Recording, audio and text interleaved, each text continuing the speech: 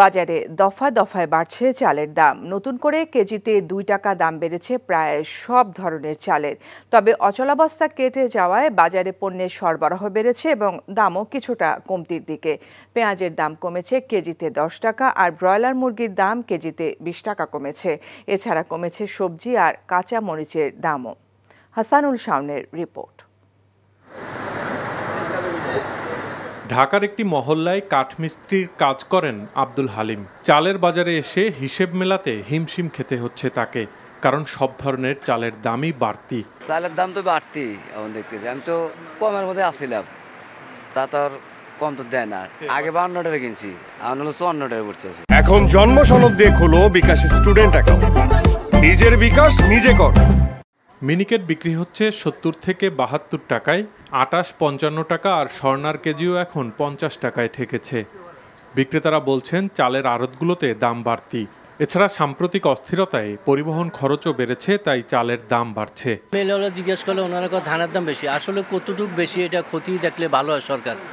আর বিশেষ করে দেশে পর্যাপ্ত পরিমাণ ধান চাউল আছে, এখন কোনো বাড়ার কোনো প্রশ্নই উঠে না। গাড়ি ভাড়া বেশি দিয়ে আমরা যেটা নিজেরা ফেস টু ফেস হয়েছি আর কি।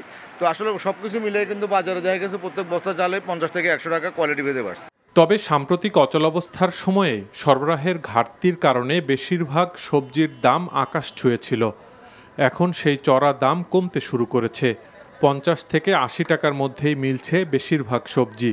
এছাড়া কাঁচামরিচের দামও কমেছে, কেজি এখন 120 থেকে 180 টাকা।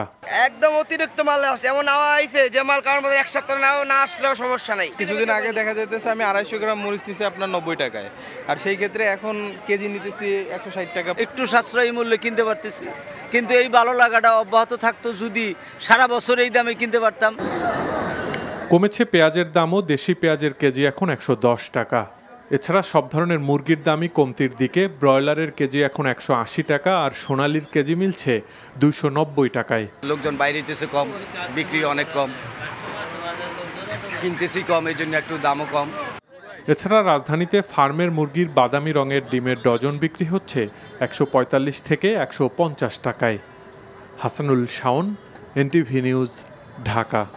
এখন জন্ম সনদ দিয়ে খোলো বিকাশ স্টুডেন্ট অ্যাকাউন্ট। নিজের বিকাশ নিজে কর।